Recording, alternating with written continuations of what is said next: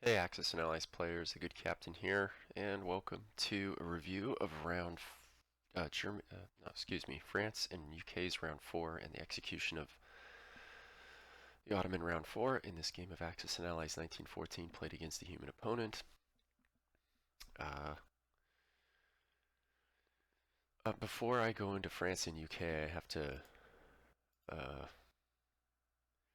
explain what happened with the casualty selection in Livonia as the Germans, and this is a blunder. It's actually I thought it would be a small blunder, but it might actually be a large blunder. Um, but I can explain what I was thinking, um, and then explain also why I think it went from a small to large based on this version of the game that we're playing. So the Russians scored 17 hits, which was, I don't know, I guess it remains to be seen if that's catastrophic or not. uh, because both battles in Livonia taken together was like an under-over of 8 in each direction, which is just bizarre. Um, at this piece count, that's extraordinarily bizarre. This is not a huge set-piece battle. It's actually quite a small set-piece battle for what's coming. So this deviation off this each end of the bell curve is pretty extraordinary for how few pieces there were. Anyway, the Germans have to select 17 casualties. And this is I really wasn't expecting to have to cut into the artillery, but with 17, there's only 17 infantry, so there has to be at least one artillery kill unless we plan on losing fighters, which is not going to happen. Russia's on its way out, so we want to preserve these fighters for various reasons, obvious reasons that we need these abilities for the rest of the game. So we have to lose at least one artillery, but I chose to lose 7. What I was thinking when I chose this casualty selection is the following. My stock move is to put an infantry in Finland and 4 infantry and 4 artillery in Karelia and evacuate the rest. So once Russia is down, that's what I like to have up there. So you can see the 4 artillery, and uh, you know I have the 5 infantry plus 2. So that's my first small blunder. It shouldn't be 7-4 uh, in infantry to artillery. It should be uh, 5-6. It should be 5 infantry and 6 artillery. That's a small silly mistake on my own part, even with my own logic and thought process behind that. Because we have to engage the Russians or they may engage us, right? So we're going to take more casualties, but lose the artillery later, not now. So I don't know why. That was kind of a dumb move, a small blunder. The reason I would say it's a large blunder in this specific game is because of this India rule. Uh,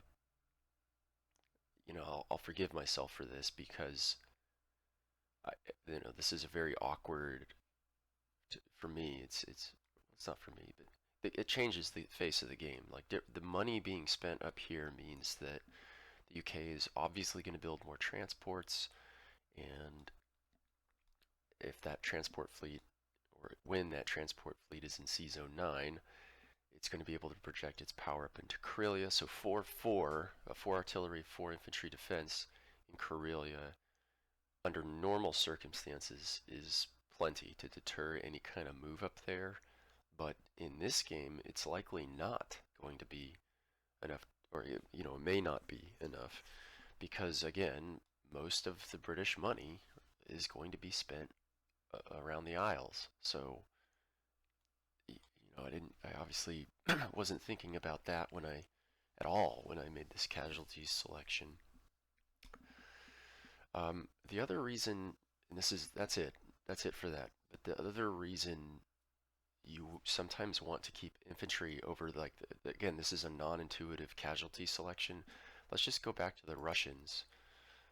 The Russians took, you know, 13 hits, and you'll notice my opponent, I think, was 100% correct in making the casualty selection he did. He kept 2 infantry and 6 artillery, whereas perhaps a 1914 player playing maybe his first half dozen games would just say, well, of course I'm going to keep the higher value units and just leave 1 infantry, you know, the minimum to keep those artilleries in this territory. But this is actually a fairly short-sighted and incorrect, I would say, non-ideal move.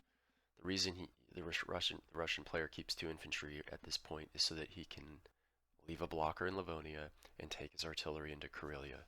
That's it. Independent of what happens in Moscow, because Moscow's highly likely going to be destroyed and occupied. The army there destroyed and occupied. So I figured I would just take a moment and sort of just express my thoughts on this. And yeah, it should have been 6-5, 6 artillery and 5 infantry, maybe even 7 artillery and 4 infantry. But it just based on my train of thought. But in hindsight, if I could do it over again or redo my casualty selection, I would just honestly, I would just leave 1 infantry and max artillery because the situation is so weird. Uh, this shouldn't have happened in Livonia by any measure, and this rule down in India. But anyway, okay, let's not spend too much time on that. Let's move on to France. France purchases 7 infantry and armor and a fighter. No actual combat. Um, So let's say they push Piedmont to Venice. This fairly stock maneuver over in the West Front here.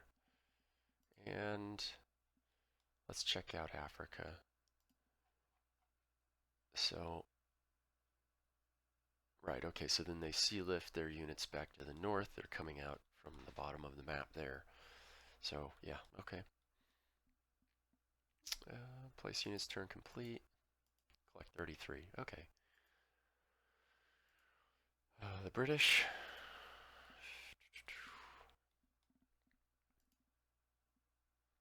Land a sizable BEF. In France. Okay, yeah, they're there in force. And the British home fleet occupies the sea zone east of the British Isles, which is, yeah, that's, of course. The Canadians transport is on its way, drops them off in Tunisia. And let's see, we go from 3-1 in Transjordan to 4-2. So another transport load of troops is brought in, this transport. Okay, everybody's just digging out of Africa. Okay. I think there's a combat. Oh yeah, Sevastopol, or Sevastopol, however you want to pronounce it.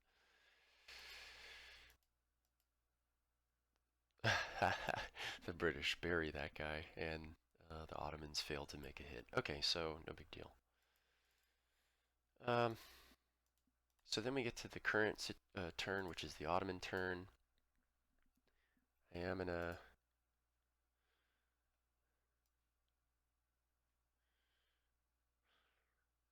huh.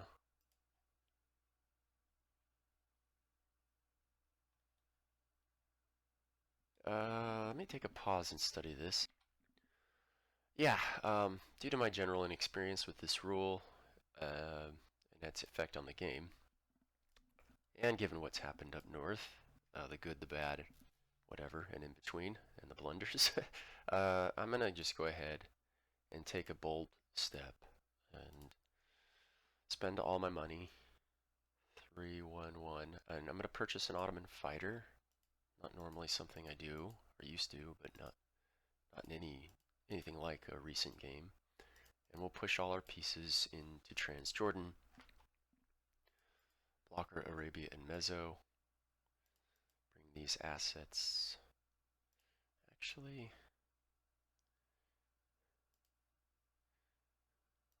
yeah, let's bring them south to here. 5 here.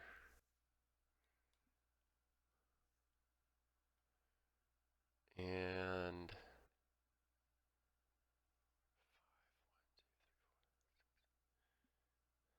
let's actually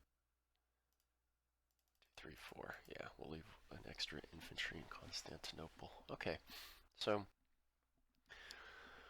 obviously we're going to try to break the back of the Entente hold in Transjordan with 9 infantry and 3 artillery. It's actually a decent chance that we completely wipe them out in one turn, which is kind of what, of course, the best outcome would be. 36%, not bad at all. Not bad at all. That's better than single infantry on defense, so it could happen. But what's more likely to happen is that there will be 1 or 2 pieces left over. So, uh, this obviously has repercussions on in the east, but what those aren't, again, due to my inexperience with this, is not clear. This is a completely different game with the Ottomans because of that rule. So I don't know if this is something you should do in a game where you restrict your purchases in India. I'm just doing this as a learning experience to have fun, and if I'm being strategic, the CP are seeking a victory. We had one, but it's also been frittered away basically. Um, so we need to kind of make a gain where we can, and the tub swing on this is like +5 pieces.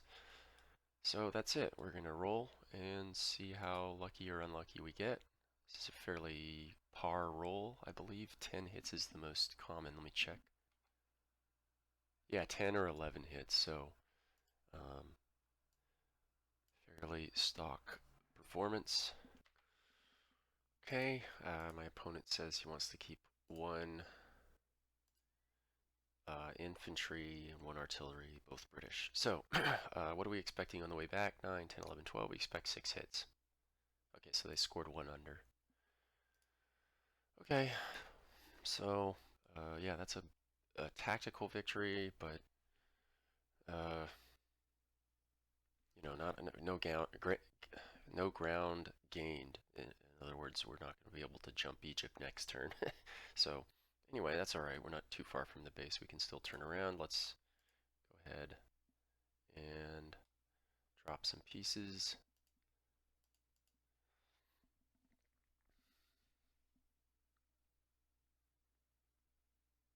And yeah,